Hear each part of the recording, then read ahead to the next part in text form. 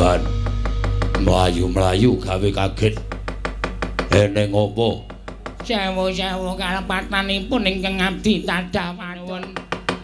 Menawi kula kadak wilepat dosa menapa ing badhe kula sandang kula namung dederek. Namung kawigati anggen kula munjuk atur ngersa paduka Sang Nata. Eneng apa? Apa ing dumadi-madyaning kedhaton? Ora pangling kowe ingkang tansah ngladeni kalawan Yai Ratu Banowati. Kasinggihan mekaten mugi andadosna ing kawuningan sejatosipun kula boten wantun matur nanging anjagi dhateng paduka sasarta asma paduka Gusti kula Sanata paripaksa kula munjuk atur nuwun sewu sinuwun nalika semanten kula mekori patengganipun ingkang garwa Dewi Banowati boten kanthi kasengaja kula nglirik sak lebeting patenggan. Kula nuwun sewu ketingal sukunipun wonten setunggiling priya ingkang sare wonten patengganipun Dewi Banowati. Lanang apa wedok? Jaler sinuwun wulunipun kathah.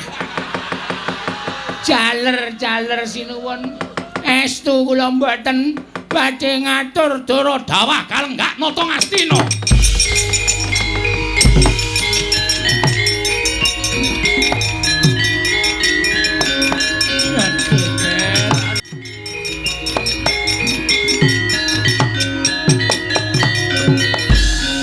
Anak Prabu kula aturi emot nggih sampun ngantos tumuli paduka dawah saking Damper dipun presani sangganing para kawula semanten kathahipun. Yayi kula tremut, Yayi kula tremut.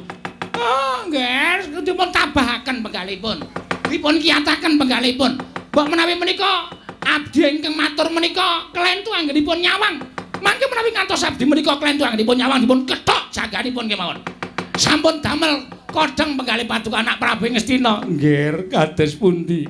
Paman. Kula nyuwun ngampil pusakanipun Paman Sengguni. Kula badhe suduk salira. Cetha nek sesasi niki sing kula rasake kepara nyata. Bojo kula Banowati wis ngeliya. Bojo kula wis ora tresna kalih kula nyatane nglebokke menungsa teng patenggan Taman Sari. Wis ora ana gunane kula urip ana ing alam padang. Yayi, lenggah kula badhe niti priksa, Yayi.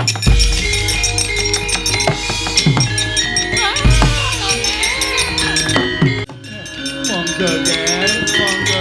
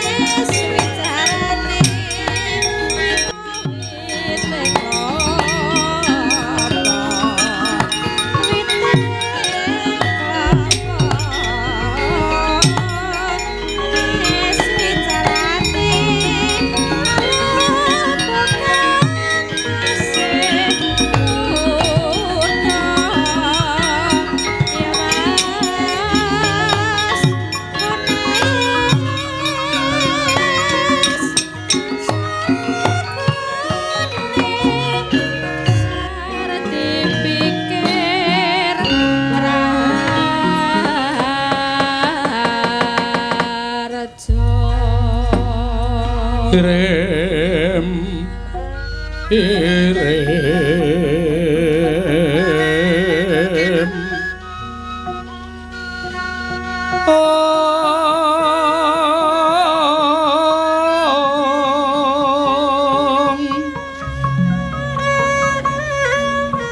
kembang popong terateba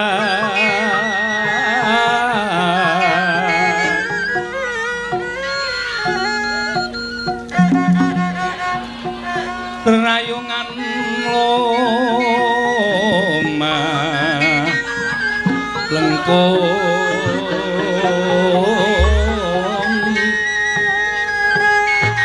tumalong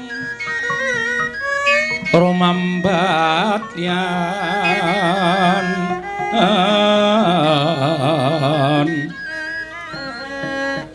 wae semukang mawor raras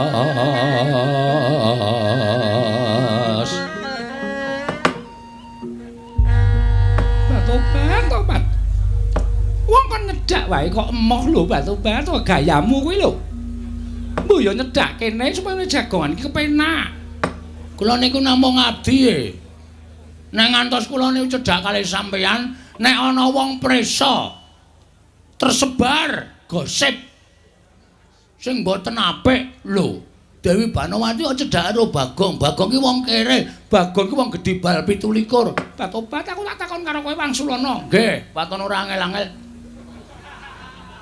kowe upama lho upama kowe ra wis sesasi nang kene nggih mangan yo nang kene turu yo nang peturonku neng kok ora tau disusul lah pengenmu disusul apa piye mbok yo engko tak susul engko. Wah, grahan aku iki apa ya kenugrahan apa ya? Kok tanpa kanyono kok ndek lelakon sing kaya ngene jan nyenengake tenan. Tobat. Saiki aku tak takon karo kowe Wangsulana. Heeh, nggih. Kowe nang Taman Sari ngene iki seneng apa ora? Ha seneng. Seneng sebabe apa? Siji cedhak kalih sampean. Iso ngladeni sampeyan minangka kula dados batur Panakawan. Angka loro, abdi Taman Ngastina niku ya apik-apik. Batobat saiki tak takon, kowe milih abdi apa milih juragane? Kabeh. Abdine ya apik-apik. Ayo kula niku selerane macem-macem. Batobat tutuk watu sirahmu kowe. Bagong, dalem. Tobat, kowe ngerti ora sing tak rasake? Bab napa? Sasuwene kowe durung mapan negara Ngastina kuwi atiku mung nyawang taman. Aku mung tansah nyawang endahing taman, mula suwe-suwe rak ya jeleh. Mung kon nyawang taman, mung kon nyawang endahing Taman Sari negara Ngastina kuwi suwe-suwe jeleh. Mongko aku ora entuk metu. Aku ora entuk metu saka ing Taman Sari, aku ora entuk dolan menyang endi-endi papan. Aku ora entuk srawung karo emban-emban liyane sing keparengake cedhak karo aku ming emban siji loro sing entuk palirayan Sinuwun Prabu Duryudana. Nggih. Ning bareng kowe nang kene atiku seneng Bagong, atiku bungah. Dina-dina iki mesti guyu. Dina-dina iki mesti aku ki Batobat rasane ki atine kaya seneng banget. Iya Bagong, Batobat kowe iki wonge sregep Batobat. Jam 4 esuk wis tangi. Mengko tumuli kowe nganu lakoni subuhan, nggih. Wingi kok madhep ngulon. Lah kon madhep ngendi? Ora ya madhep ngulon, Batobat karang aku ya ora tau nindakake panembah, mula aku ora ngerti. Ah niku salahe sampean teng riku niku. Mula arep sampean niku kedunungan derajat pangkat kudu tetep manembah, bersyukur karo sing gawe urip. Iya. Mengko sabare kuwi kowe terus ngepel kabeh Taman Sari mbok pel. Batobat ning kowe aja ngawur. Kowe iki ngepel kok nganggo kathokku lho. Alat pel niku rak segitiga to. Dadi niku ning lebokke gampang. Ora usah dadak dilempit-lempit. Karang nek ngepel karo mbayangke iki tenagane iso tumpuk matikel-tikel. Kula pel ngenten iki kalau tak bayangke aduh iki lagi wadahe diapurmu nggih ya dienggo semangat kok ya iya Batobat lan kowe ngerti ora Kowe iki nek olah-olah enak banget. Ah, kaya kawit biyen kula nek mangan olah-olah dhewe kok. Iya. Wingi kae jangan kok ireng ki apa? Nika brongkos. Kai colo, kai tahu, kai krecek, terus dicampuri ceker. Tobat. Aku ki nek mangan ra tau wujuding ceker kaya ngono ku mergo aku prameswari. Nek mangan yo basa sing daging-daging. Lah kok bareng aku ngrasake ceker kok enake ra jamak-jamak. Iki mergo nggonmu olah-olah, Bagong. Wah. Oke. Benjing masake napa? Ya aku manut karo kowe. Nggih, anu pun dereng napa? Teloncom. Teloncom ki apa? Aku ya ora ngerti asline. Teroncom apa teloncom? Hah? Terancam. Terancam bahaya. Tobat, terancam. Iya, nggih. Lah, monggo kowe iki ya demen resik-resik, mbok taman mbok sapu nganti resike ora jamak-jamak. Blumbanging iwak tengah taman kae mbok kuras. Tobat, saiki katon bening. Bagong kowe tak kandhani ya. Nek aku bloko kowe kira-kira piye? Bloko bab napa? Aku bloko karo kowe. Jroning atiku bungah kuwi jebul rasa bungah kuwi iso nukulake rasa seneng. Maksudsu kuwale maksud lu. Jroning bungah kuwi nukulake rasa seneng, jroning seneng kuwi nukulake rasa tresna. Ampun macem-macem ah. Lha niku mung batur e. Sampeyan kok ngrembug perkara tresna niku salah tempat. Sampeyan niku nek kali kula wajibe ngrembug perkara pegawean, ora perkara tresna. Mengke ndak dilokke kula niku cecak nguntal cagak cebol gayo wulan putong ngitung lintang. Wong pungguk merindukan bulan. Niku mboten ajeng kelakon. Sing kandha sapa? Ning donya iki ora ana sing ora bakal kelakon nek kabeh dilakoni nganggo tekad. Monggo aku nyatane ya ketukulan rasa tresna karo kowe. Tresna kuwi ruping jiwa sing luhur. Tresna kuwi ruping jiwa sing suci. Tresna kuwi paringane sing gawe urip. Tresna kuwi ora iso ditolak. Tresna kuwi ora iso dibalak. Tresna isane mung dirasake. Tresna kuwi ora pilih derajat pangkat. Nadan aku tresnani wong loro saudon telu saurupan. Upamane aku tresnani karo kawula, mongko rupane elek, nek Gusti keparang maringake rasa tresna karo aku, aku ora iso nggone bakal duwa, Bagong. Manesmu arep apa? Arep apa? Arep gandrung ya. Lah nuwun sewu niku mengke gek mengapusi kula. Biasane sampeyan niku wong duwe, sampeyan niku wong sugih, sampeyan niku wong duwe derajat pangkat, niku mung mempermainkan kaya kula niku ya keloro-loro tiwas kene tresna tenan, mengko sampeyan tertawa di balik badanku. Sampeyan tegese mung guyu nyekikik karo tak apusi kowe. Apa ora keloro-loro? Tobat. Saiki kowe njaluk bukti apa? Saiki njaluk bukti apa? Wis kowe ngomong njaluk bukti apa? Wah, ampun cedak-cedak. Kula niku galak. Kula niku aja kok nyawang wong wedok mambu parfum e. Pikiran kula wis tekan ndi-ndi. Tenan niku. Monggo parfum sampean enak kabeh. Kowe wingi nganggo to? Tak semprotke to? Nggih. Jenengene nolong kuwi. Ora apik nganggo parfum wong wedok. Lah karang ambune wangi. Wis gage wangsulana piye? Aku butuh wangsulan. Ngeten lho Sin Anundara Banowati. Iya, sampeyan kuwi kagungan garwa Prabu Duryudana. Aku wis ra tresna. Lho. Aku wis ra seneng. Gagah kaya ngono, gagane ra iso atos.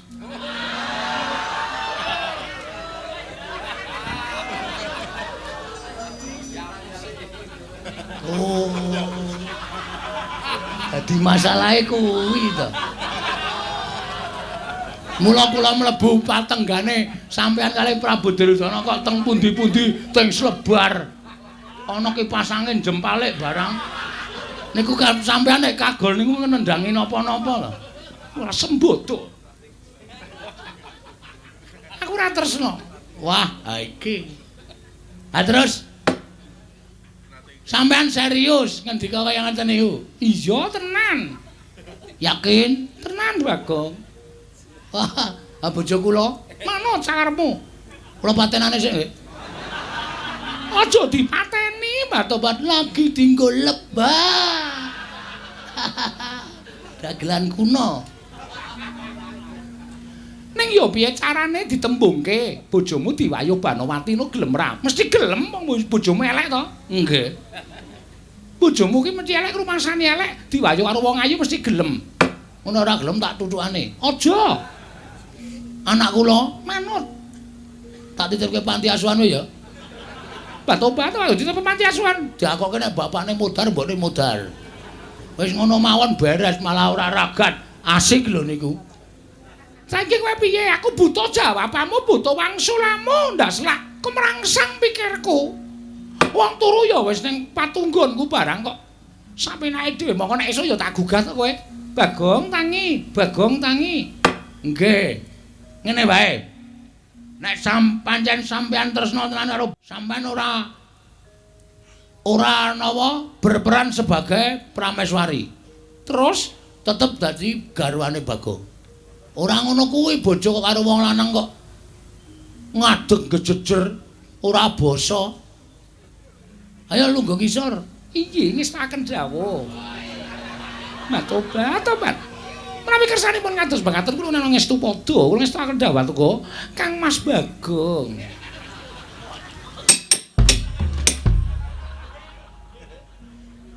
Wah. Iki aku ngimpi apa ya iki? Ande bojo ayu ngene iki malah kisruh aku. Wis asli.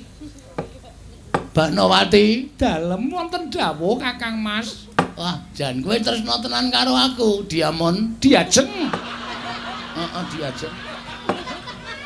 Aku anu gugup aku ki gugup tenan iki. Wah, jan iki nek ora tuku.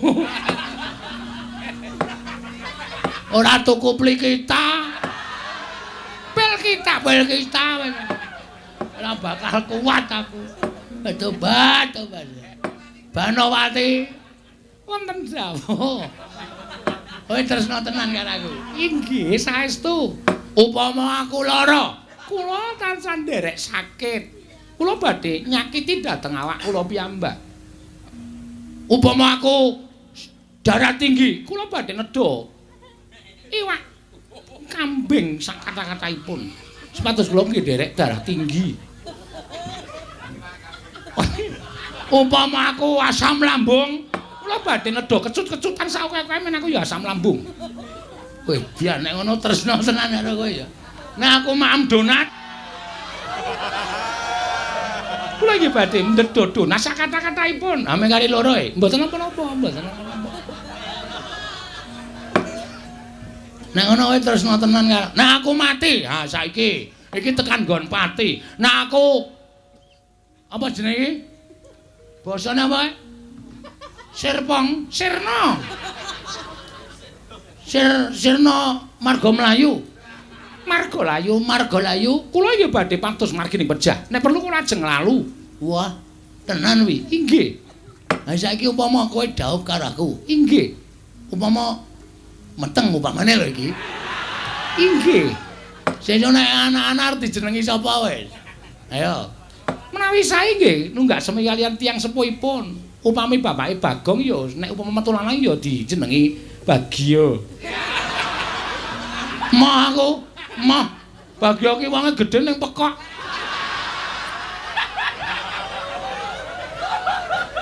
Lah menapa Baron? Ah loro kuwi aja. Baron ki mung watuk wae. Mah aku Basir. Inggih menika sae. Heeh nek wedok ya sapa ya? Wedok. Angel lho nek wedok nganggo bagi. Ciluba. Inggih menika ugi sae. Kira-kira pengen dianak pira kowe? Menawi sae menika anu mitra dhateng aturanipun Negaring Sedira menika namung kalih. Kabeh. Aku mongko pengen dianak kae. Nderek mawon. Pokoke iso nang anake umur sesasi kowe metengna ya. Tobat malah ya dinteni sik kok ya. Njur kesusu-susu lho. Ha selak tuwa Selak ra iso ngapa-ngapa pokoke garing pangan.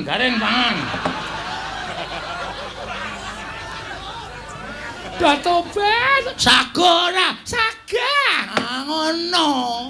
Permintaan yang suami iki adalah apa ya? Keng kudu dileksanani. Wong wedok ora ngladeni karo wong lanang mati cemplung neraka. Durhaka. Inggih ngesnaken dawuh. Rada nyedak rene. Lah rak ngaten kena aku nyedak ya mok kok panjenengan nika. Ha saiki aku gelem kok. Inggih. Kowe ya wis muni tresno karo aku kok. Inggih ngesnaken dawuh. Aduh, iki ana laler iki kowe. Kurang ajar kok an. Tobat. Sampun ngantos kula dipun encoki laler aja aku urung mencoke. Lalere wis mencok. Monggo aku nek mencok suwe. Inggih sakersa panjenengan. Heeh. Wajan. Delok tangane. Inggih monggo kok ping tangan lho sing dijaluk apa wae dijaluk tak weneke kok. Lha kuwi engko. Saiki tangan sik. Waduh halus jan. Beda karo tangane bojoku. Inggih. Bojoku ki wong wedok tangane sak muntu-muntu. Mbah, paling turunan gendruwo wae. Wong biyen aku nemunan kok. Inggih, wong bareng entuk wong ayu aja bojone disia-sia. Ya ora ya tetep tak tresnani kabeh. Inggih. Ning ya aku jotok pengen nyambut gawe ya. Aku ki nek lara nyambut gawe awakku lara kabeh. Inggih. Ning napa ya wangun garwane Debanawati kok umbah-umbah ngangsu barang kuwi gaweanku. Ora kena tok pengeng. Inggih. Nek umbah-umbah ki ya umbah-umbah. Sandangane dhewe mboten sandangan kula mboten sanipun umbah-umbah menika sampun pakaryanipun emban. Aku ki paling seneng ngumbahi sandanganmu Tobat mulane ngucek kok suwe banget. Suwe aku ngucek karo modar kowe. Wong sandangan kok didunekke modar, mbayangke. Tobat senengane kok kaya ngono. Ya iki apa jenenge? Abdi ngendi? Abdi Ngastina iki ana sing lucu ora? Wonten. Jenenge sapa? Limbo kali Cange. Mimin kali Apri. Oh, Banci Mbogem kuwi. Inggih. Rumiyin sakmenika sampun boten. Ya ditonton ya nang arena pertunjukan. Inggih. Ngastina menika gadah arena pertunjukan. Heeh. Ya mangkat rono. Edan kowe iki saka mburi ya apik. Saka ngarep ya apik. Wah, jan. Sampurna mul. Menapa? Sempurna maksude ngene lho. Sawang saka mburi ya apik, ngarep ya apik. Wah, wis pokoke aku saka ndi-ndi gelem. Saka mburi ya gelem, ngarep ya gelem. Iki ngesnaken dawuh Batobat panjenengan iki ora bagus ning ya gemeske lho. Ih, gemes aku. Sing ta jiwit kene. Sing mobat mabrik liyane. Ora iso jiwit sanggon-gon. Pundi sing mobat-mobat go napa? Ora takon sing pernah-pernah. Ora kurang ajar. Batobat Mang. Iki kowe. Batobat sing bengok iki kok keri lho. Iki. Kowe ketoke bunga banget inci banget. Arep ngopo? Ora apa-apa. Mbok yo nembung, mau nembung yo dikeki kok.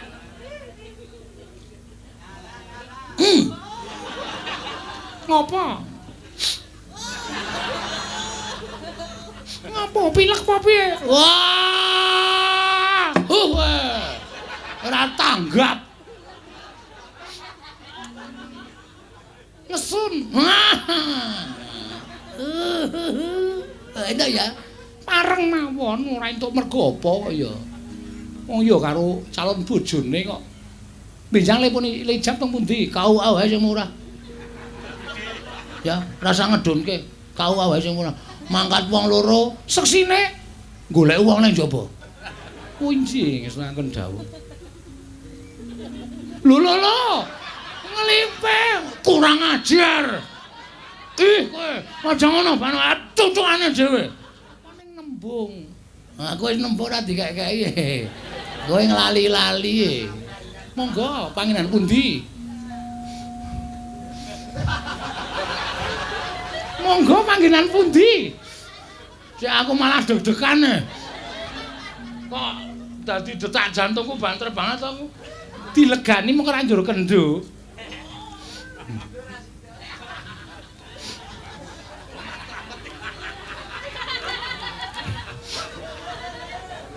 Aduh. Pripun? Malah ngentut aku. Ngampet malah ngentut. Batu. Menjani kok sok meneh mbone mangan ki diatur. Ambune ra karo. Barang aku ki panganan bosok barang ta. Nek ta, inggih monggo.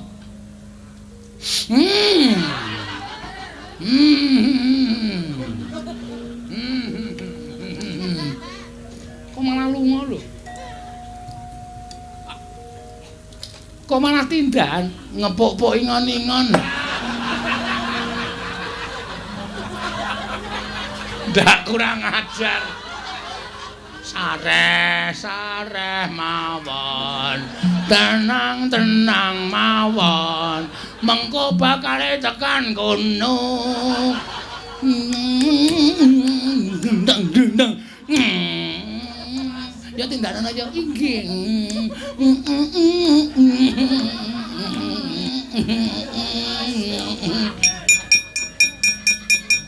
Ra ditebih wis ora apa-apa, ya ditane engko ndak serat ditenteni limbuk cange men pentas sithik, mengko bareng tonton limbuk cange kan awak dhewe iso melaksanakan. Inggih ngestaken. Oh ya, inggih ngestaken dawuh. Ya mangkane Banowati monggo. Pangeran Bagong nek piyai putih nek nyeluk guru lakine nek piyai rak pangeran. Inggih monggo pangeran kula dherekaken gandeng astaku. Monggo kula gandeng cengel. Monggo, ayo mangkat bareng karo aku Banowati.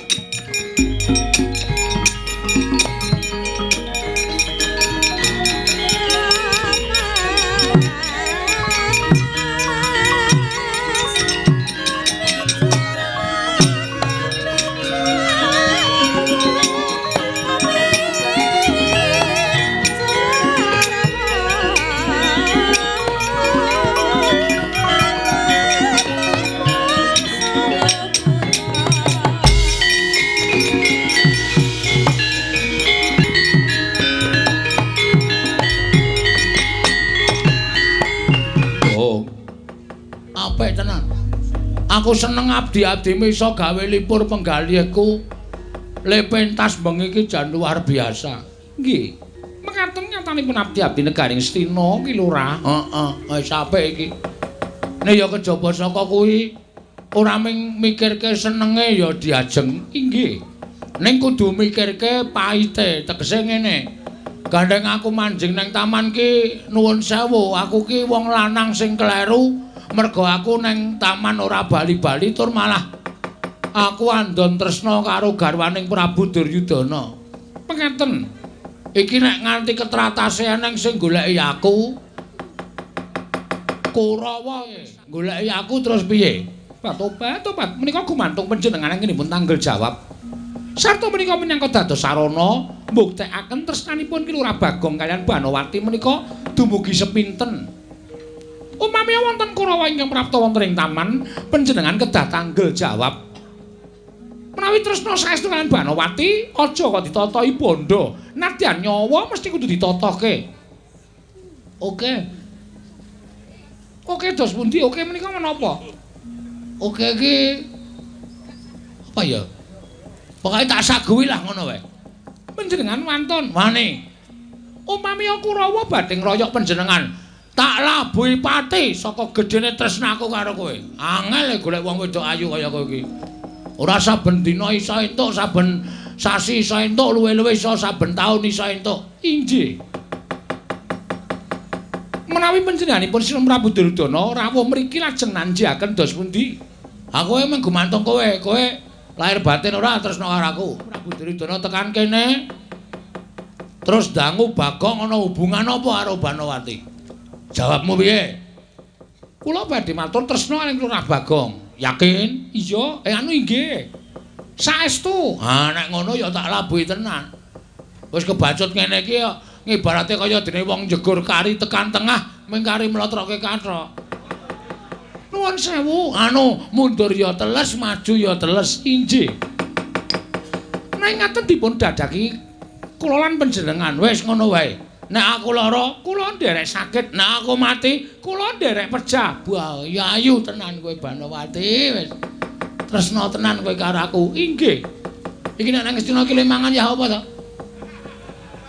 Terus endi? Nek Ngastina iki le mangan ya apa?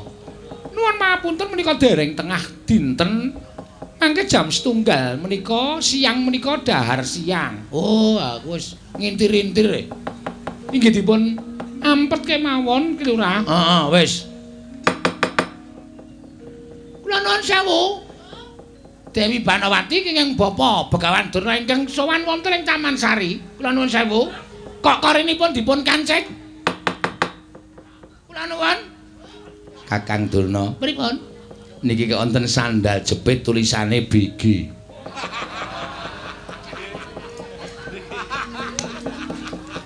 Nuwun sewu nama sandalipun dipun tulisi BG. Tak kater. Wis bola-bali ilang. Tak kater tak tulisi BG. Pinjangane mboten usah ditulisi ndak ngetarani. Nggak kebacut Kok sajake ora pati kaya sandale wong kere. Ketoke ngoten niki ora kok. Niki Dede selalu. Napa? Selalu. Swalo kok selalu. Niki sandal jepit muran. Dibuang deh Pate. Nggih. Ndak ngreget-ngregeti. Piye iki nek kanane kaya ngene iki dos pundi dadake wis bukake lawange. Dewi Banowati kula ingkang Bapa ing Sokalima. Nuwun mapunten Mremban kula bikaken korinipun Mremban.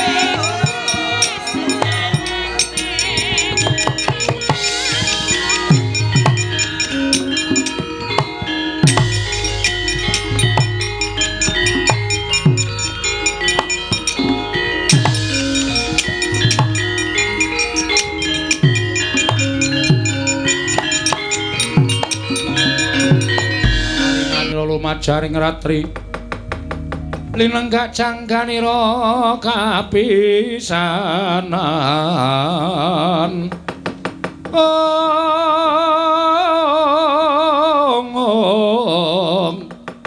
aneng perang Bratayuda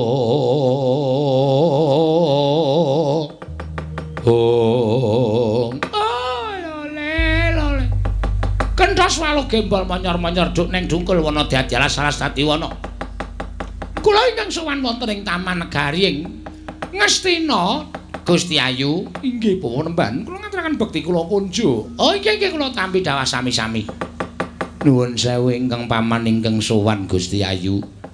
Arkanapati Arya Sengkuni, kula ngaturaken bekti kula kunjuk. Oh inggih kula tampi dawah sami-sami.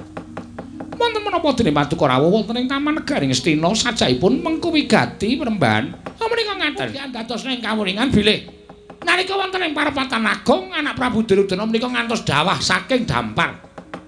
Amargi nampi pelapuranipun Mremban Taman Negari Ngastina. Kula nuwun sewu lho, kula menika mboten cubriya dhateng Paduka Gusti Ayu Dewi Banowati menika mboten. Namung mitra taturipun Mremban. Bilih nuwun sewu, emban menika nyumurupi glibetipun Piyai Kakong mapan wonten patengganipun Dewi Banowati. Kula nuwun sewu.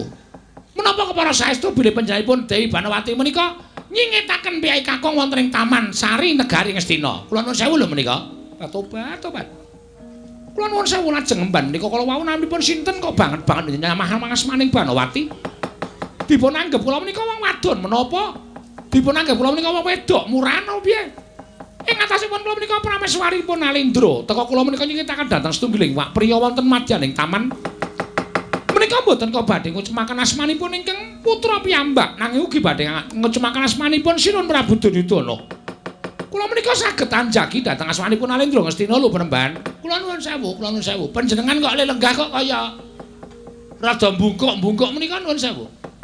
Ingkang wonten wingking menika sinten? Kok saking mriki sampun ketingal trainingipun merah. Menika sanes sinten-sinten? Batopa. Kula nyuwun dhateng panjenenganipun. Dewi Banowati kula aturi prasaja kemawon. Panjenengan kula aturi semingkir wonten wingking. Kula tak ketemu karo wong lanang menika. Lah kok epeh temen gedhoane. Kurang ajar temen wani. Nyenyamah marang garwaning Narendra Ngastina. Oh, upami Kyai Kakang menika kecepeng dening Begawan Dolo badhe kula rajang kula Bambang kula iris-iris kaya lombok. Menungsa menika wonten damel wirangipun nata Ngastina Prabu Duryudana. Ketoke kok sing teng wingking niku wonten piyai kakungipun Kakang Durna. Mbok nek pancen lanang tenan kon metu. Aja ndelik teng mburine wong wedok. Wis wani tumindak ala kok dadak singitan ning mburine wong wadon. Yen ngono sing wadon menika mboten kok namung Gusti Ayu Dewi Banowati. Ning wong lanang sing mayu mlebu ning taman menika jebul sipate ya wong wadon, pepinjungan. Ora wani nanggung perkarane. Ora wani tanggung jawab. Nek pancen kendel kon metu, kon tanggung jawab. Loh.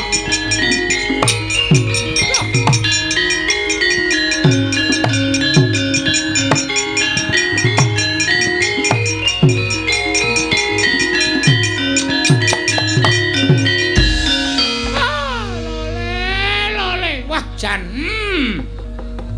Waduh, Dik Pate, pripun? Tak kira nek wong lanang duwe derajat, duwe pangkat jebul kere. Nggih. Niki to mangsa, Mang. Niki rak wujude Bagong ora to? Halo. Begawan Durna. Iya, aku sing tekan kene. Wonten apa sampean kok muring-muring?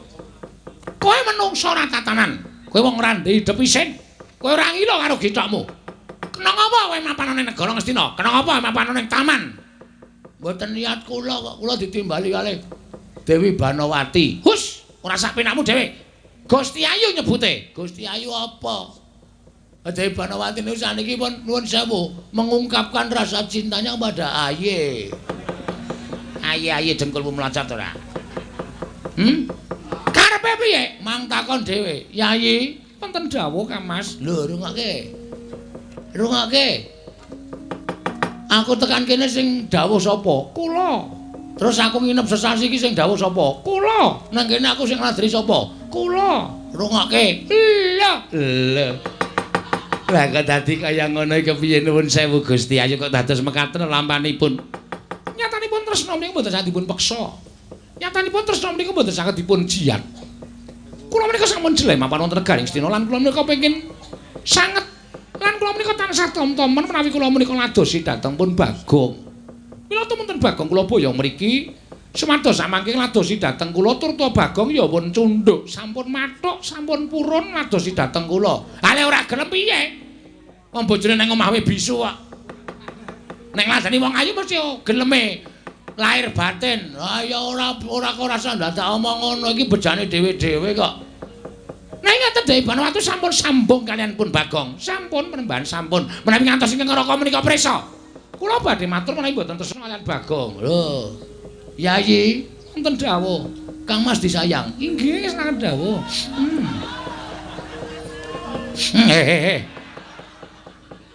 Kok kepengin nek kula suwe-suwe.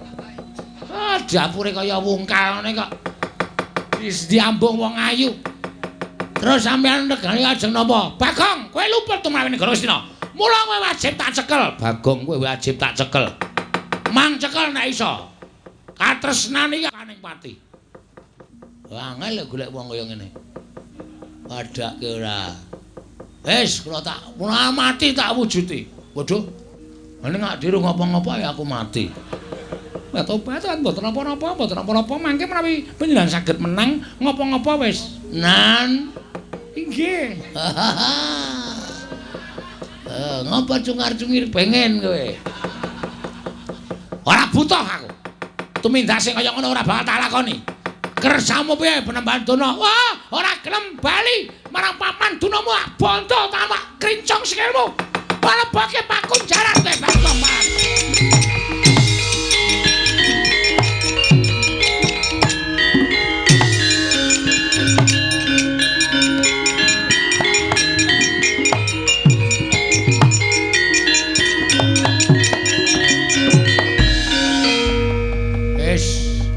aku sing kudu tanggung jawab. Menawi panjenengan tresna kaliyan kula ya ditanggung jawabe tenan, ora usah wedi karo Kurawa. Ora. Wis ya. Inggih, ngantos-antos. Sembah kula ngendharaken paduka, ning kowe kudu netepi janjimu lho. Inggih. Nek aku lara kowe melu lara. Inggih. Nek aku mati kowe golek dalaning pati. Ngelula, nglalu. Heeh, nglalu. Inggih ngestaken dawuh. Wis ya, aku mangkat sik ya sayang. Inggih. Ngantos-antos. Wong wedok iku kudune ngambung nane wong lanang. Alah-alah, wong salamane kok dadak tangane mbok nek kepengin mbok omong ngono wae ora apa-apa kok. Ora. Aku kudu menjaga harga diriku. Aja dikira aku wong lanang macam apa. Gak aku nek ora dipersilahkan ora arep tumindak sing werna-werna. Wis aku njaluk pamit ya. Inggih. Ngatos-atos. Heeh. Engko nek aku bar perang menang digodhoke wedang. Kersanipun Mandi air hangat. inggih. Siapke sabun cair. Inggih. Luk. Inggih ngestaken. Aku dikosoki gegere ya kok. Inggih, nggih. Sampun malih kok geger sedaya kula kosoki. Aduh. Ha iki le perang marai ra konsentrasi iki. Mikir dikosoki. Aku wae sing ngosoki, aku isin awakku letek e. Ngono nek kowe ngerti meko-meko. Ndak ra gelem kok. Inggih pokokipun mengki kula ladosi. Dahar tak ladeni, ngunjuk tak ladeni, siram tak sirami. Bobok tak pok-pok. Aduh. Petro karo Garen nek ngerti sapa candase iki. Ngerti kabejane sing tak rasake. Aku njaluk pamit ya Banowati. Ngantos-antos. Budal mangkat ning peperangan. Inggih ngantos-antos Ki Lurah. Heeh. Wis ya? Inggih. Rasa nangis. Kula mboten napa-napa kok. Waduh. Kudune iki krembik-krembik apa ngapa? Mboten, pokoke kula yakin meng Lurah Bagong menang. Heeh. Wis ya? Inggih. Kurawa iki Lurah Bagong. Sobat kok nglimpe lho sengit aku. Ayo tandangana kerjane Bagong.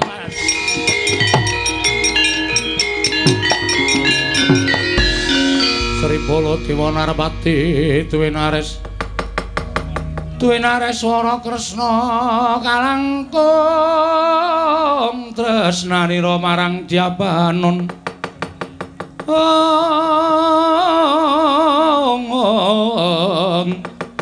Marang Jabanon Cinawi.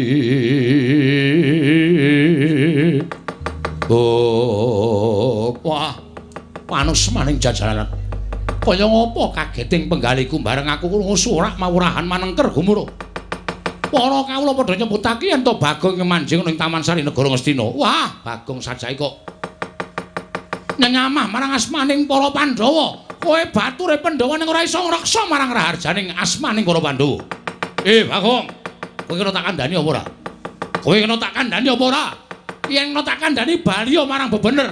Yen ora kena tak kandhani tak longgo Kyai Nenggala ora jeblok wetek moncon tutang padha.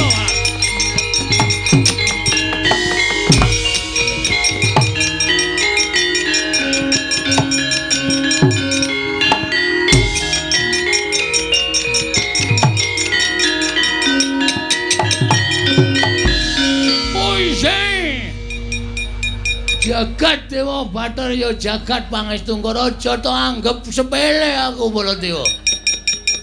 Ayo. Iki nata Mandura. Kowe nggawa Kyai Nenggala, aku nggawa apa iki? Ning saora-orane aku iso malik kaya Prabu Baladewa. Iya. Saentuke sapa sing duwe gaman tak silih kanggo nandhingi Kyai Nenggala. Ayo. Amos Ramrata Jamrata imbang yen padha-padha. Iki nata Mandura Prabu Baladewa iki.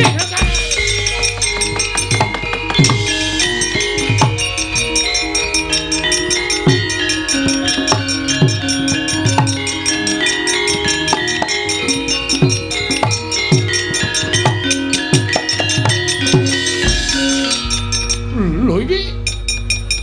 Wah, menungso ora tataran iki apa iki? Iki kok ngadep kaca iki piye? dengerin. Loh. Iki suarane Bagong iki. Bagong dengkulmu melonjot. Ora nyawang mbok iki sapa iki? Nata Mandura Prabu Baladewa. Wah, Nata Mandura Prabu Baladewa ndasmu atos kuwi. Aja omong traja kowe. Iki Baladewa kok nggo graji? Saentuke ana wong negor wit tak jaluk grajine. Nggo nandingi karo kowe. Iki Kiai Nenggala. Ayo iki Kiai Senso. Apa aku sing tekane mati, Tra, mati, Tra.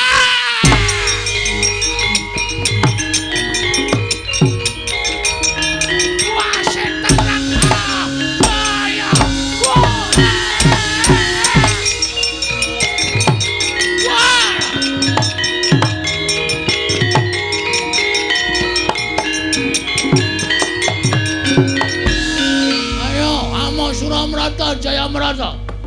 Baladewa kok kalah karo Senso. Wah, setan kewirangan tenan aku. Ing atase Kyai Nenggala ki pamane Satru Sekti. Nenggala ki tambahke Gunung Jugruk Segara Asat kok kalah karo Graji Japure Bagong. Oi. Ayo kon dadekke usuk apa reng kowe. Usuk ora tatanan. Kowe wis gawe sining para Pandhawa tak kandhake Pandhawa diukum kowe Bagong balas.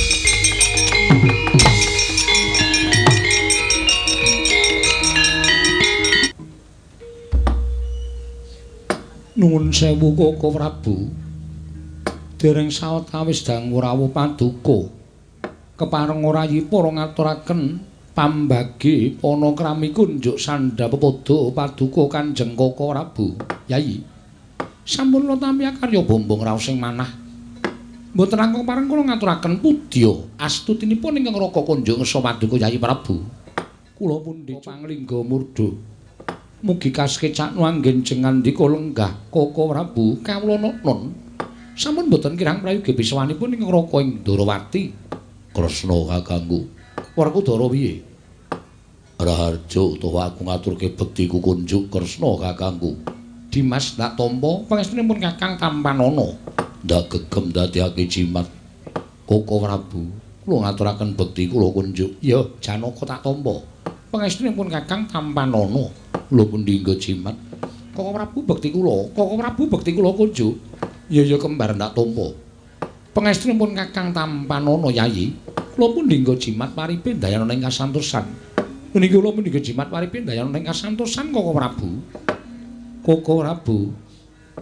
Estunipun wale-wale menapa? Anggen kula ngaturi rawuh paduka Kanjeng Koko boten sanes namung badhe kula suwuni. Supados paduka kepareng wanyara widhekaken dhateng pasumpenan ingkang sampun kula tampi. Ingkang boten wonten magepokanipun kaliyan negari Ngamarta nanging sanget-sanget andadosaken kuwatos saklebeting manah. Krana nadyan boten wonten magepokanipun kaliyan negari Ngamarta, ewadene tasih wonten sambung ngrapetipun kaliyan para nayaka punggawa lan abdi negari Ngamarta. Liripun kados pundi paduka Yai Prabu paring dawuh ing mekaten. Koko Prabu mboten kanthi kanyana-nyana. Nalika dinten ingkang kepengker kula nampi sasmitaning Jawata lumantar margining pasumpenan bilih Kyai Lurah Semar kados dene gadah damel ageng malah sareng kula taliti Ki Lurah Nayanta anggenipun gadah damel nalika semanten mala kramakaken salah satunggiling atmajanipun inggih menika Panakawanala Garing Petruk Sumawana Bagong. Nanging dereng pana anggen kula angertosi sinten to ingkang badhe kapala kramakaken dumadakan sampun jugar anggen kula nglampahi nendra. Koko Prabu sasmita menika kala wau mengku suraos ingkang kados pundi. Kresna sinayeng manglung mintonaken dewi kramanira kang kumitir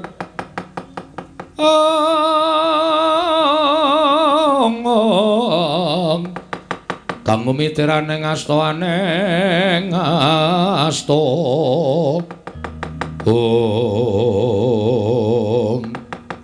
dereng ngantos paripesame Mbah Wacana kasarene mbletek-bletek saking ketebian iki Nata Mandura Prabu Baladewa ingkang sowan wonten Garing Amarta karya kagyat.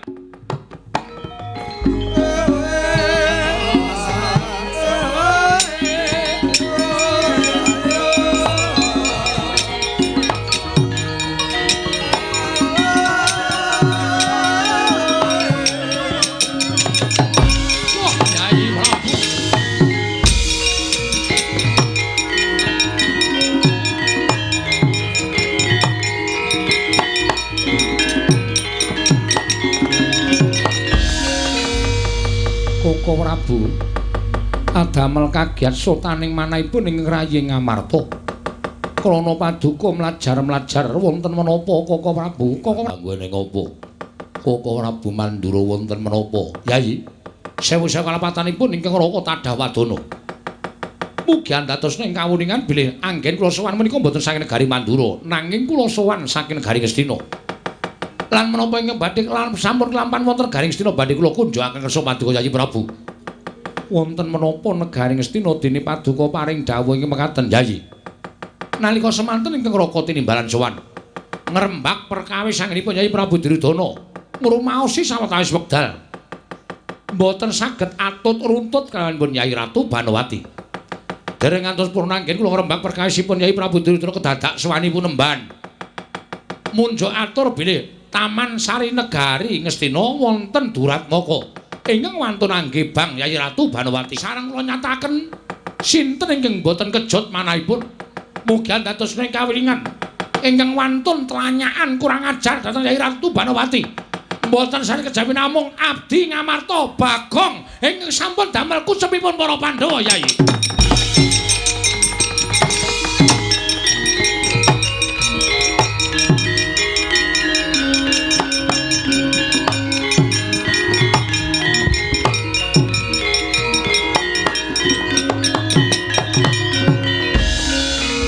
Wasane Bathara Wayahtura jagat. Koko Prabu, menapa sampun teliti tuwin sampun pono anggen paduka Mas. Lah kok namung Bagong kemawon kok wantun ngewat dhateng Yayi Ratu Banowati menika ora menawi miturut ingkang Raying Ndrawati menika mboten pinanggih ngakal, mboten ketemu nalar. Gusti to. Sing weruh ki aku, kowe aja maido. Aku wis weruh dhewe yen to kuwi wujude Bagong. Malah Bagong sajake bondo kalani ngobrak-abrik para Sata Kurawa. Pun Kakang wae nadan liga Kyai Nenggala wae diwirang-wirangi karo Bagong. Apa tumon ing ngatasipun Kakang dikembari wujud Baladewa. Nanging Janaka menika kala wau tlanjongipun mbok menawi anggenipun lumajar. Tan wurunga namung badhe menawi wonten menapa-menapa ing temanduk dhateng pun Bagong, mongko nyatanipun menika mangke Bagong mboten tumindak ingkang samestinipun. Koko Prabu ingkang tanggal jawab, aku tanggung jawab. Nyatane aku weruh wujude Bagong. Kresna kakangku. Werkudara piye? Ora sandadak nanjeki karo Baladewa. Wah, jlamprong kaya Watawatana ndak nekat tumindake. Mbok dimati.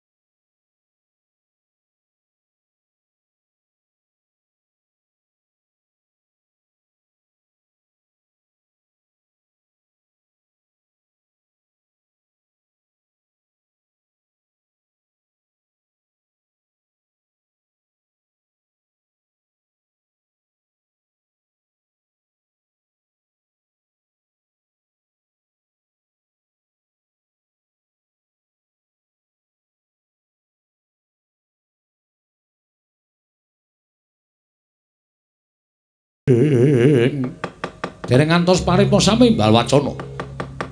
Praptaning rawing Sang Arjuna dumrajog tanpa harapan karya kagiat sangya para Panakawan wau. Semare koden prayitna sluriris.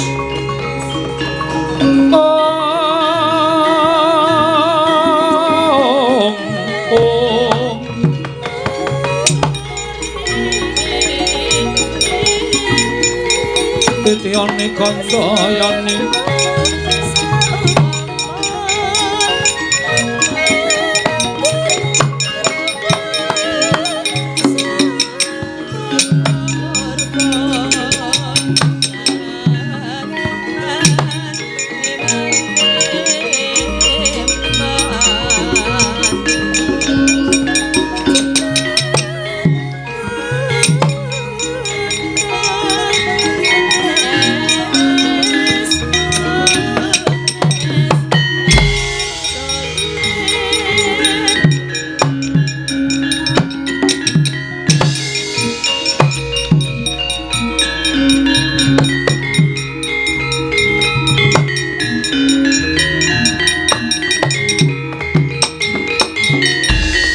Mara Sang Arjuna Esmanya kang kamanungsan kasrepan tingkahing mungsuniran padha kadang haywataya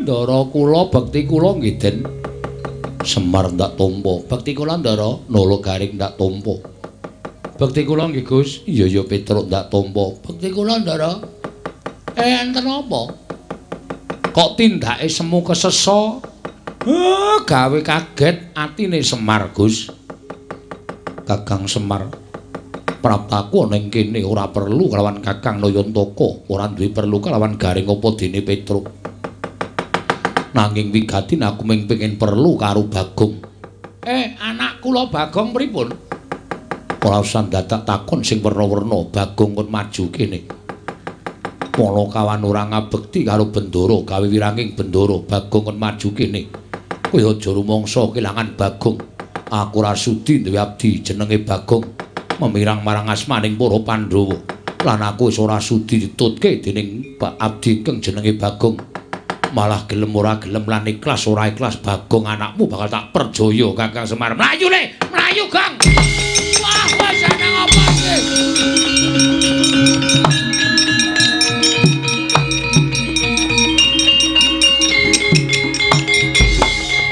iki perkara Bagong ajeng mang jur-jur kula manut kula nderek ning mang jelaske sik mang gamblangke perkarane napa lho lah kok dadi sampean ajeng mentala kali anak kula Koko Prabu Mandura rawuh ning negara Ngamarta paring dawuh yen to Bagong wani ngewat kelawan Kakang Mbok Ayu Banowati Bagong wani maling ana ing negara Ngastina mongko sing dicolong prameswari negara Ngastina apa pantes anakmu duwe kelakuan sing kaya mengkono aku ra sudi dadi karo Bagong yen perlu yen pancen Kakang Semar mbelani karo Bagong wiwit dina iki kuwi aja ngetutke Janaka aku ra sotah ditutke Panakawan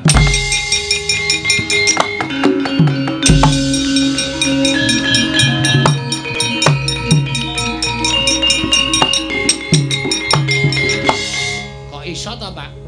Mongko Bagong iki pirang-pirang dina iki ora lunga saka omah lho. Ya, Tru? Heeh. Bagong iki pirang-pirang dina iki pei karo aku. Diapure. Iki senengane kaya ngono kuwi. Lah iki sing nang kene iki ndaramu iki adat saben sok nampa wadule wong liya mongko tanpa dipetung. Piye, Petro? Ah, mongko Ndara Janaka kae nek muni sengit karo wong nek ngoyak ora bakal leren nek rung kecekel. Wah, lah Bagong iki nasibe mula mau Bagong sambat awake dhewe ya truk atine deg-degsar mangan gudeg ning pasar. Lah iya apa iki numusi impene Bagong lek ketiban cecak karo le untune potol siji kuwi. Mbok menawa iki Pak dinteni wae lakon iki. Ha terus ayo nang negara Ngamarta karo ngenteni babaring crita iki Nalagaring.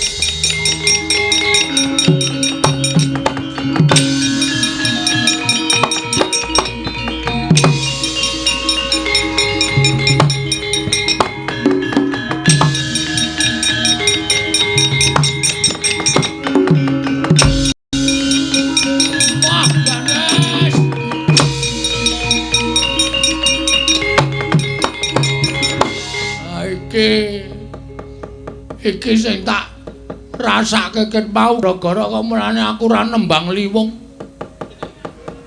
Mergane arep tak liwungke atiku nek atiku wis ora tentrem ngene iki wis Aku dadi Ndara Janaka menuduh aku sing ora tak lakoni.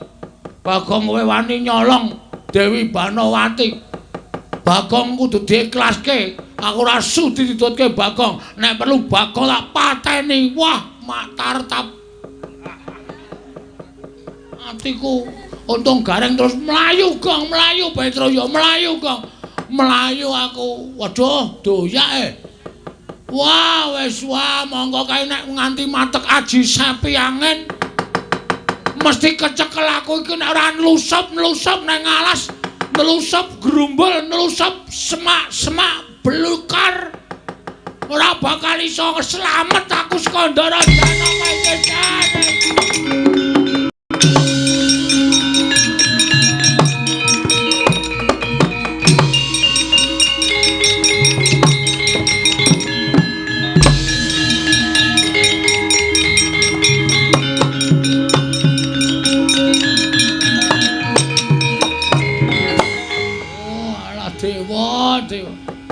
Lelakon kok kaya ngene to iki. Aku didakwa nyolong Dewi Banawati. Nek tenan ngono ora masalah. Sisan gawe. Ora. Walah wis mau waduh kok gelis banget tole mlayu Ndara Janaka mongko nek mlaku mengipit-ipit. Bareng mlayu kok bantre ra jamak-jamak. Iki aku ndelik nang ndi wae mesti konangan. Aku mlayu nang ndi wae mesti iso kecekel. Wis bangane mati saka tangane Ndara Janaka.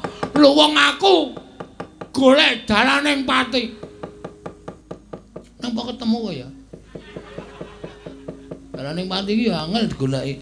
Nek dalan kae. Petengo kaya ngapa mesti ketemu, yakin. Anggere didepke kipas angin kok. Muni mak yakin mesti soalnya ketemu asem tenan wis lah piye iki wis gantung apa ya nek gantung ya engko nek sing tak taleni kuwi iki kuat nek ora kuat mah tugel ming pingget tok ora sida mati Ndara Janaka teka Bagong pecah ndasmu tos modal kok rekoso to bengi iki uripku jan apa gara-gara nyanyi nganu apa jenenge iki sing nyanyi sinden cendik mau apa ya firasate ora apik jan wis krekoso wis aku tak golek dang sapa sing ketemu karo Bagong kahanan apa wae kuwi sing tak anggap dalaning patiku.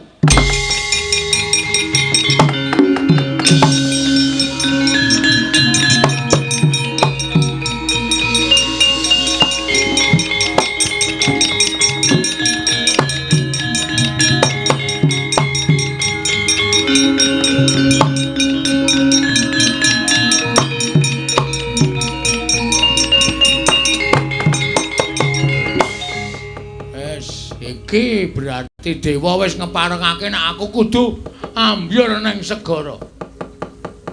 Rapang ning ombake gedhe segara kidul. Ning kok sepi ya yaene.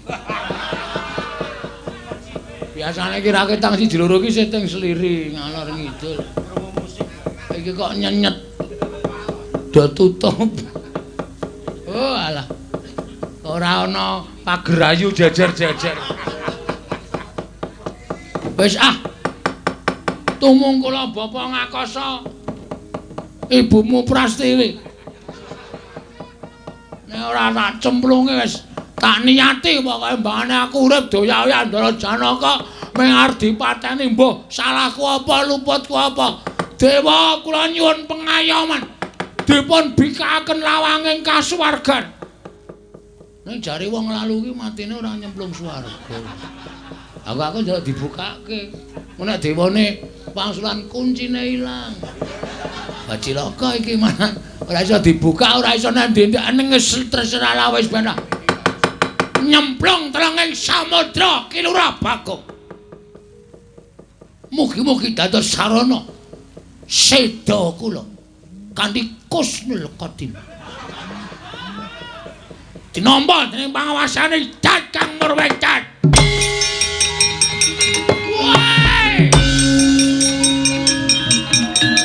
Nang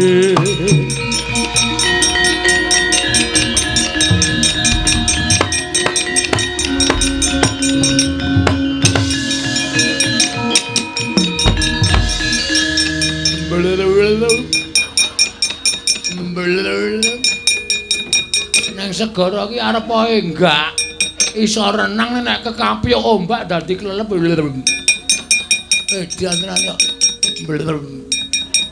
Weh. Oh, yes. Edan. Sapa iki ngising nang segara iki? Kemambang e. Meh ngenengi bathukku.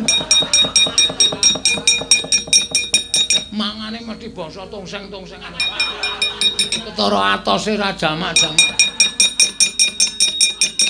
Iki saya nengah aku itu boleh jadi patiku tenan.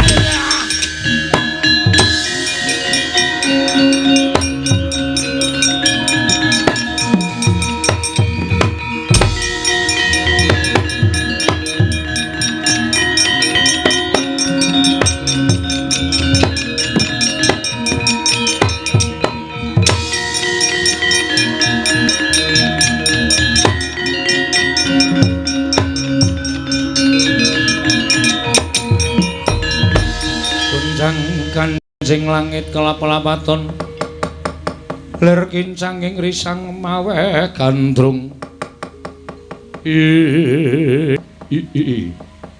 Mastu nama sidam sekaring bawana langgeng mula kok buron toya padha kepanasen awit gara-gara ingkang tumanduk ana ing samudra kabeh padha sambat jebul kecemplungan Bagong nganti ora eling Purwadusina. Bagong Panakawan ulun tambani ulun Sang Hyang Baruna ingkang tunggu segara Panakawan Bagong.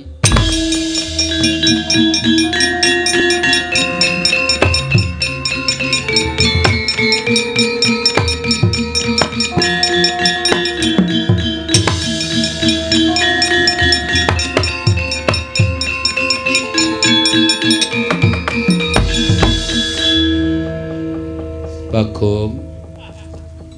Sapa iki kok ana sidat?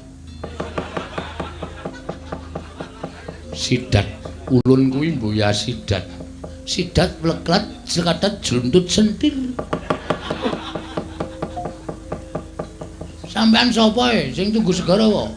Wong wilahing. Lho malah janturan. Lho. Ulun dewa. Ngapuse? Dewa kok ula? Iya, dewa kuwi ora mawas menungsa, ora mawas kewan, ora mawas jim. Ingkang wis katarima uripe bisa didadekake dewa. Serius? Iya.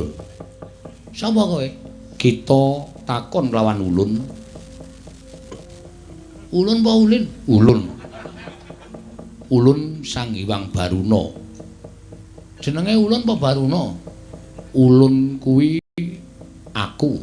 Lah iya, aku wis ngerti. Aku ki ya berarti ya termasuk ulun, dudu. Kowe kuwi kita. Aku kita, kowe ulun. Iya. Piye maksude ulun? Lho. Maksudmu? Ngene, Bagong, kita ulun Jarwani. Heeh, piye, Lun? Ulun ki Sang Hyang Baruna. Wis ngerti kok tak pelurut pedhetmu kowe. Kita ora kena ngoko, kita kudu basa. Ah menungsa karo ula kok mbasani ula. Tenan bungai ulun dewa. Dewa, dewaning samudra kuwi ulun. Wo, tegese sampeanku sing tunggu samudra. Iya. Ulun Bathara Baruna. Iya. Kok kula iso ning jeron banyu kaya bernapas teng daratan saka daya ulun. Wo, mekaten. Iya. Bagong, nun, ngopo kita kok golek dalaning pati? Sampeyan jare dewa kok dadak takon. Dewa niku ngerti sadurunging winarah, ngerti lelakoning menungsa. Kok dadak Bagong, kita kenapa kok golek dalaning pati? Kok guyang golek dalan sing kepenak wae Bagong. Kena ngopo? Mergo ora ndek biaya. Kita kuwi sembrono.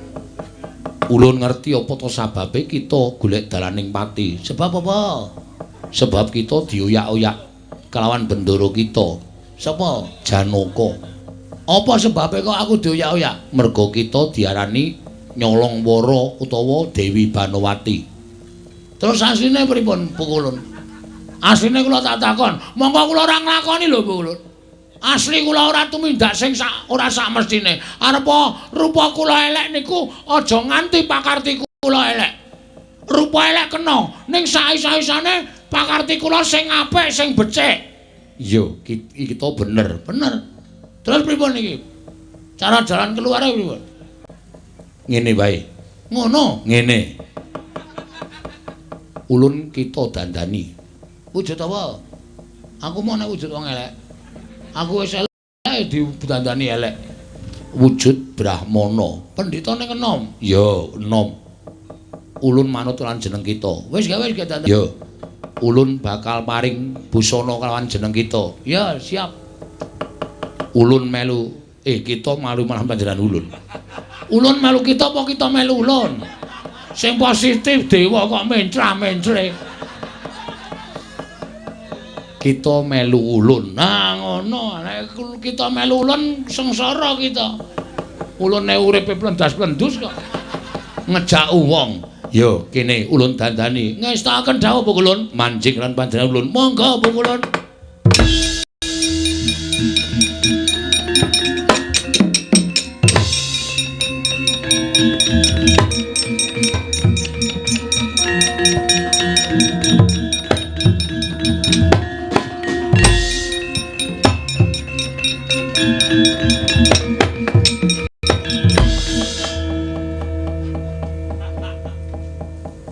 Iki aku kita dadi ulun apa?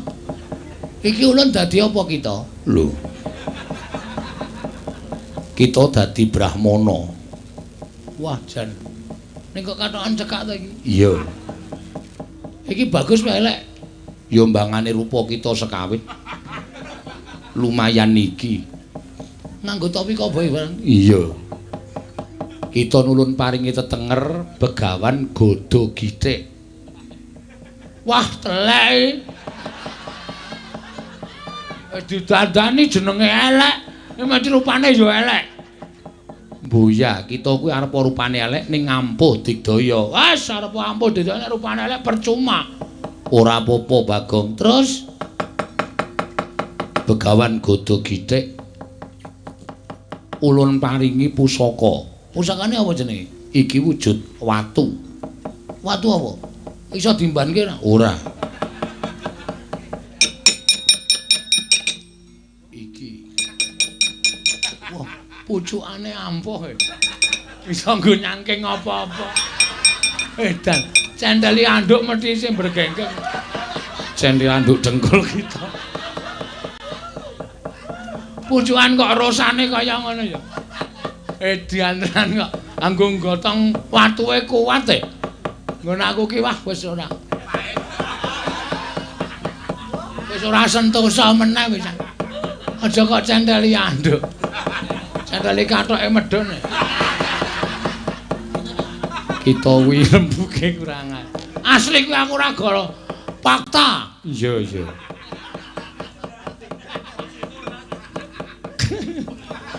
Men kala-kala.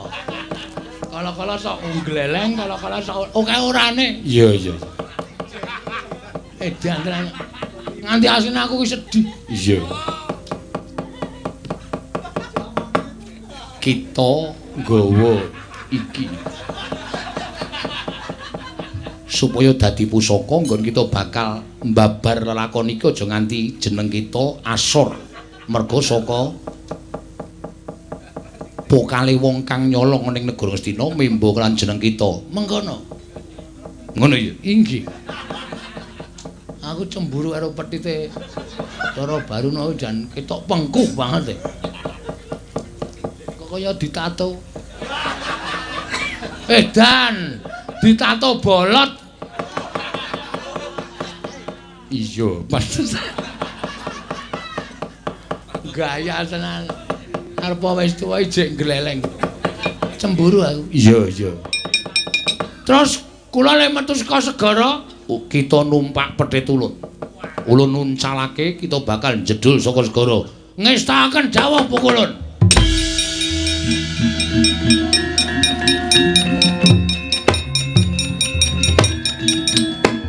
Wah!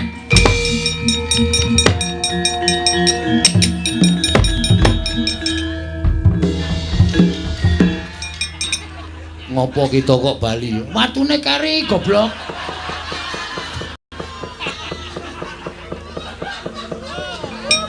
Bali kok renang banter banget. Watune kari. Iya. Lah kita ora nggawa kok. Wis yo. Ceninengan. Urung ditumpaki kok disanggoke munggah. Gawe. Yo ulun nuncalake. Wes.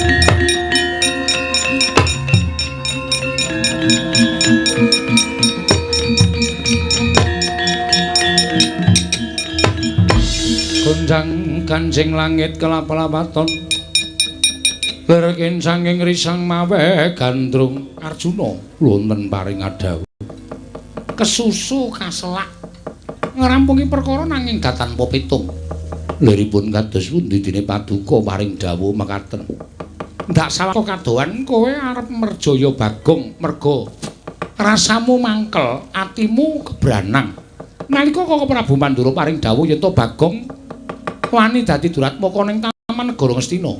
Bagong sampun boten pantes dados batur negari Ngamarta. Sampun boten pantes dados Panakawan negari Ngamarta. Kula sampun boten badhe sagah dipuntutaken Panakawan. Kosik to.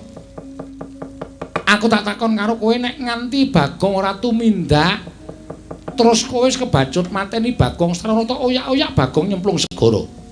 Saiki kowe kelangan ora upama Bagong ora nyata-nyata nyolong Yai Ratu Banowati. Kaka Prabu menapa Kaka Prabu Mandura badhe pang ngandikanipun badhe goroh dhateng kula. Nek mestine ora, ning rak bab kabeh mau perlu dibuktekake. Kados pindahanipun buktekaken. Ayo tak kanthi nang negara Ngastina. Monggo kula dherekaken.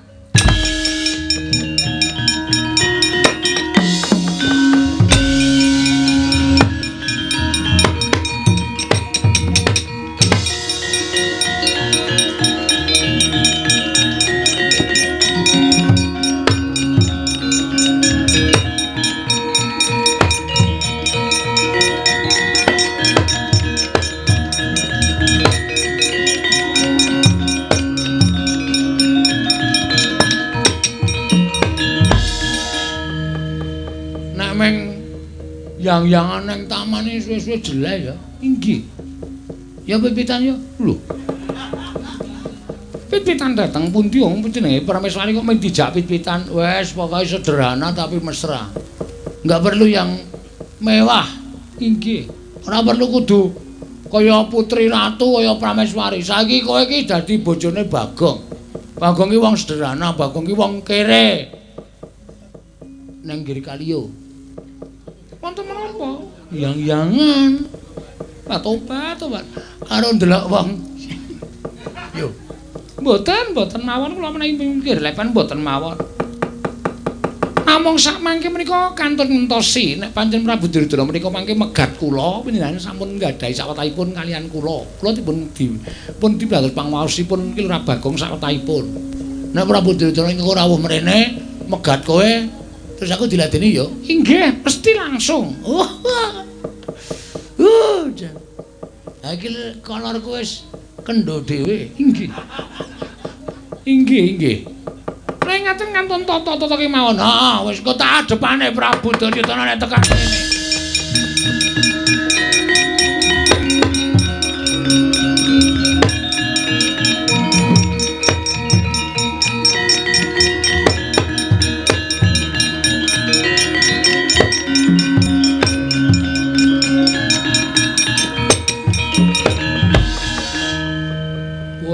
Nyata ngono kok Janaka. Kasinggihan. Menungso ora tatanan. Ketoke nyemplung segara jebul. Malah mrene. Bagong kowe ora pantes urip ana ing alam padang. Sinuwun Ndarawati. Iya, Bagong. Nggih, Ndara Janaka. Ora caturan. Ora caturan ya wis. Tobat. Piye, kowe karo Janaka piye? Manu kelain hati, ha. Heeh. Bagus kono. Ada banding karo aku ya ora ana apa-apane. Monggo nek kowe arep pindah ning atine Janaka ora masalah. Sengitra Duryudana ning Trisitresna karo Janaka ya percuma aku lek ngeboti karo kowe. Mboten tetep pawartun jenengan. Bagus kono lho. Mboten mau bagus nek gerus. Lu wong elek ning gawe tentrem. Bagus. Kakang Bu, Rasa disauri.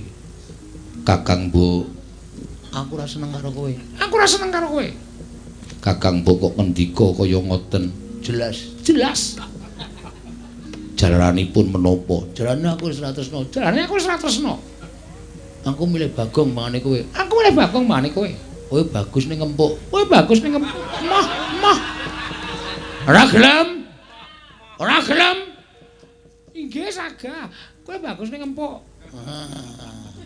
Edian. Lah iki kena dayane apa kok dadi Bagong kaya ngono kuwi lho. Elok tenan kok. Weh lah dalah, Nyai Ratu Banowati kok dadi manut. Lah coba kowe gelem bali ora Bagong? Mboten. Mani karo Nata Ndarawati. Wonten, kula niati teng mriki. Yen kowe tak tamani senjata cakra mestine kowe tekaning pati. Mang tamake nek nganti kena mati mula meguru karo sampean sinuwun.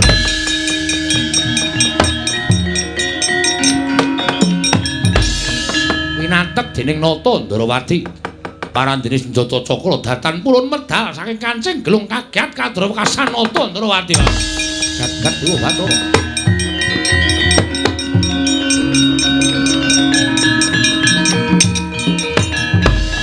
Janaka wonten paring adhawu. Lah kok dadi senjata cakra ora gelem metu saka kancing gelung. Mongko wis tak dawuhi sarana batin. Oh, modal ora kowe. Iki aku gleleng tenan lagi. Wah, iki aku nek nganti iso kelakon dhaup karo Dewi Banowati, Duryudana tak lengserke aku dadi ratu nang Ngastina. Ratu kejem Prabu Firaun. Kowe iki kok njur arep dadi ratu jahat ki arepmu piye? Menawi pusaka mboten tumama, Bagong ketiban tangane Janaka pisan ora pecah sirahmu. Janaka ora pamer le ampuh kowe rumasane.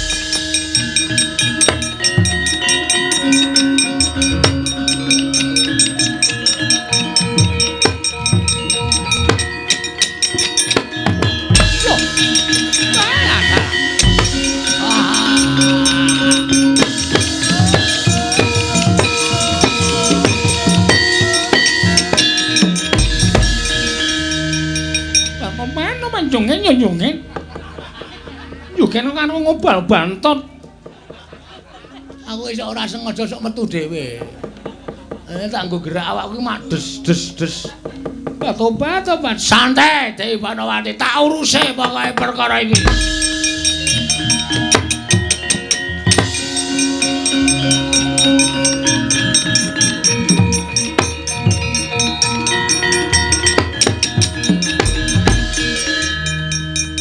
Iki ora sebaene. Boten sebainipun kados pundi? Nek blegere pancen Bagong, ning kok aku Cubriya. Seneng Ngastina iki dudu Bagong. Sanes Bagong kados pundi? Ora percaya? Ayo tak goleki jago.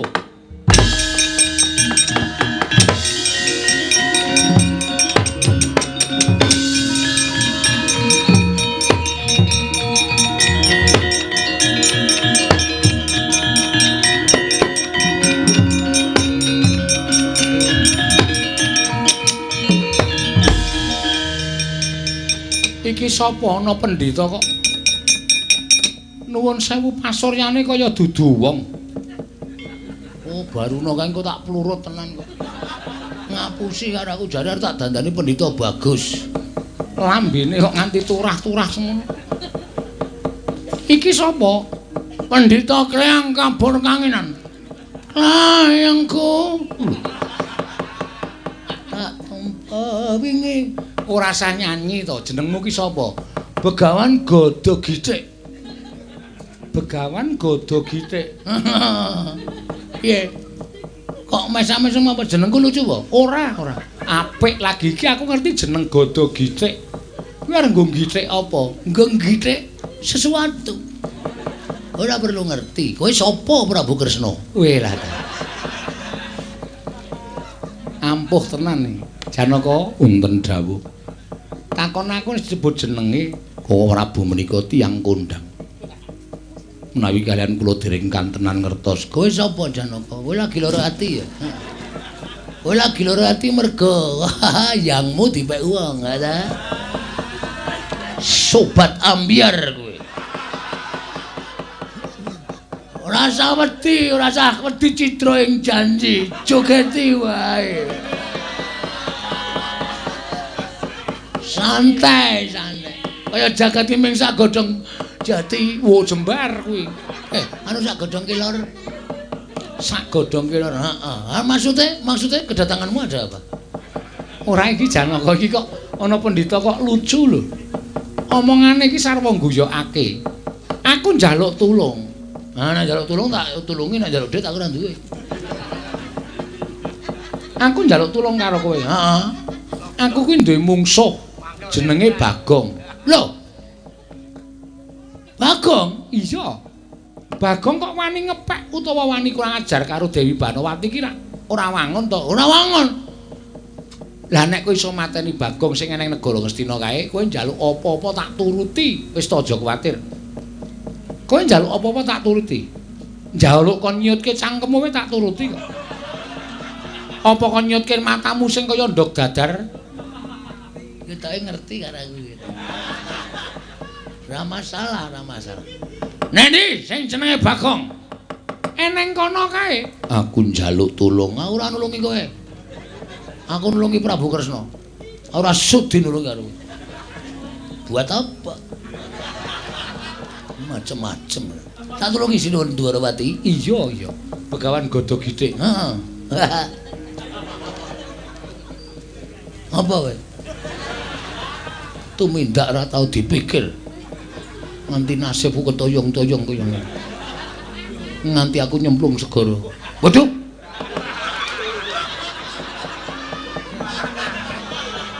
Koko Prabu. Iye. Kok pendhita niki wau bloko nyemplung segara, monggo sing kula oyak-oyak nyemplung segara menika Bagong. Lah wong kowe iki jenenge wong ora awas. Kowe kira wong ora awas to? Kae mau ki sapa rumangsamu? Edian. Mula karo ki lho kok sajae kaya sengit banget. Sengit wong kowe iki ya ora nganggo petungan kok. Ora luput kok tok oyak. Saiki piye yo? Nek kanane kaya ngene piye?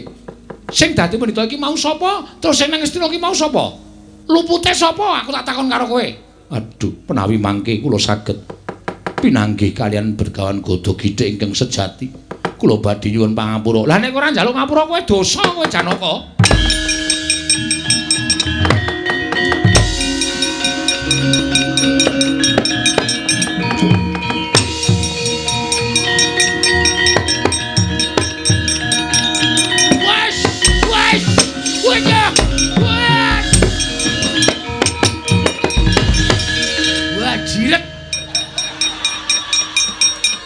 Iki sing marai aku kenang masalah. Setan tenan. Lho sapa iki suarane kok padha karo aku, padha wae. Walah persis tenan. Setan rata-tatanan. Sawa Begawan Godo Githik. Kowe sapa? Aku Bagong, ngandel ora. Tobat. Pengen wonten menapa? Iki lho, ana kere munggah ning Taman Sari. Kere matamu kowe. Tobat. Iki suarane kok padha lho, padha wae. Anggep wis sampeyan dhewe. Menika terus mundur diajeng mul. Aku disayang sik. Weh. Kowe kok melu nyayang aku? Aku pengen. Wah, sena. Arep ngopo? Kowe ora gelem baleke Dewi Banowati karane ing kawogan mungsuhe Begawan Gada Githik. Gulung keti kowe. Wah!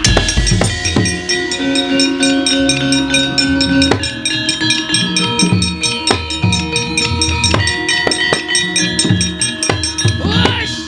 Wah!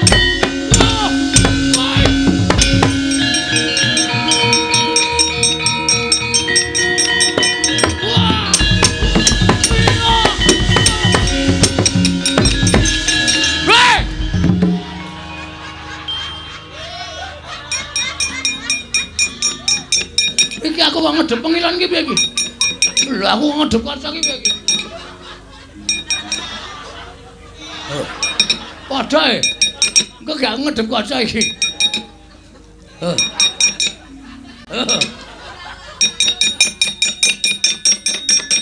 Wah, jandah kowe. Topet. Wah, ngedeng kok padha diajeng, guys. Diajeng garwane mbok. Hei. Iki sing ngendi, Pak Tobat? Sing ngendi iki lho iki. Udo. Wis Banowati cenanangan. Banowati ngawur wae. Ora waton mekmek kowe Banowati. Pak Tobat malah bingung aku luweh. Iki sing marahi aku putus cinta nang kene. Oh, lah menungso ora tatanan. Kok ya ditrening abang kene nyolong nang ndi? Ora kathokku tak pepe winginane to. Nek tak goleki kok ora ana jebul to agem ngarep nggo gawe kucem asmaku kowe sing kudu mati. Wah!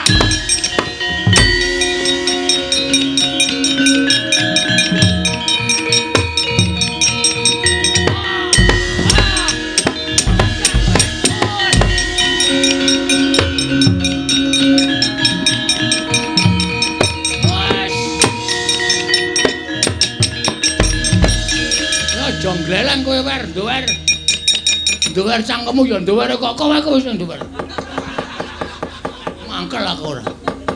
Arep ngopo kowe? Tak idak kowe. Modar dening aku kowe ya arep modar tuthuk watu mapuru.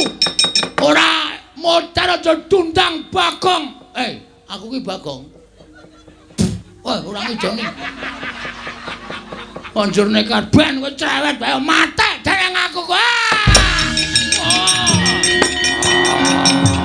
Wah. Kulo.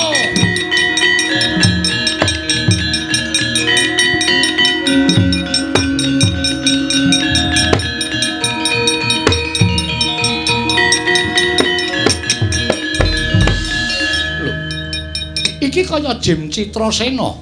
Inggih sinuwun. Kowe ingkang jaga ringin kurung negara Ngamarta, kowe mbiyen bangsaning Jim. Kowe undhagi ingkang yasa negara Ngamarta kasinggihan. Tumuli kowe diwenehi pengayoman dening Kyai Prabu Puntadewa, kudu mapan ana ringin kurung negara Ngamarta lan jaga marang negara Ngamarta. Lah kok dadi iso kaya mengkene kahanane? Sejatosipun namung nampi dawuhing dewa kula kinen babar sawijining cariyos. Ingkang magepokan kalian Ki Lurah Bagong kula nyuwun pangapunten sewu-sewu kalapatan diagung pangaksami. Sapa iki? Komunisena.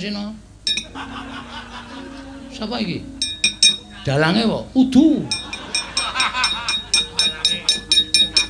Menungso rata-rata. Pancen panjalmane jajal. Ang waton garuk wae. Syukur kapusan kowe wingi ya mecar kae. Ora apa-apa. Hidup-hidup sedekah. Ayo balya ning ringin kurung. Balya aja gawe memala. Inggih ngestaken dawuh Ki Lurah Bagong kula nyuwun pangapunten. Tak uyuhi sok ringine. Wis gawe masalah karo aku kowe. Ben pesing. Ampun apa? Mulih ana. Inggih ngestaken dawuh. Wah.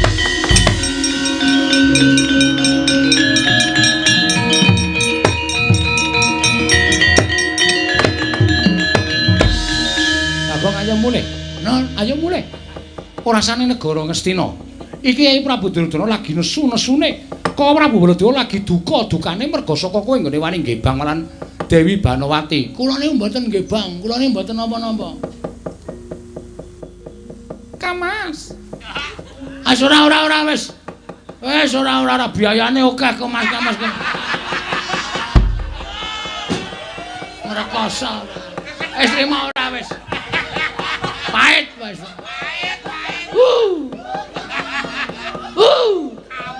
Ora ketok kaya mangkel. Mangkel aku. Rumasane. Wis ora kok Mas Kamas kok ndas watos. Ngene kok. Ae kowe iki garwane Prabu Duryudana. Bali kaya wingi-wingi. Ora usah nyenyamah marang asmane kene ora Bagong. Marai kucem asmaku.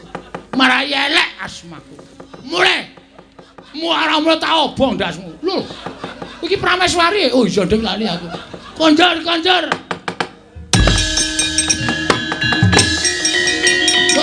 ya.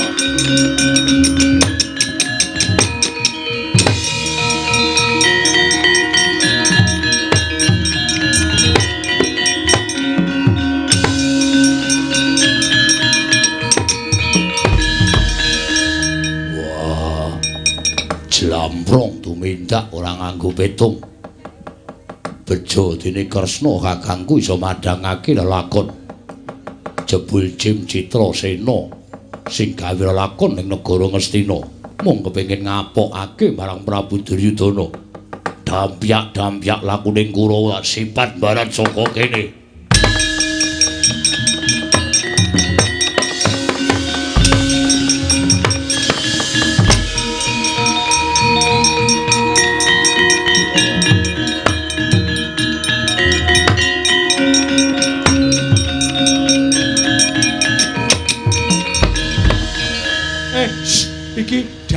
Iki bagi aku. Wes. Bengi iki lakone aku. Oh. Kang Aso. Iya. Pun paripurna Ndara. Iya. Purwa Madya lan Pasesa. Busana. Ah, lan ora kleru-kleru.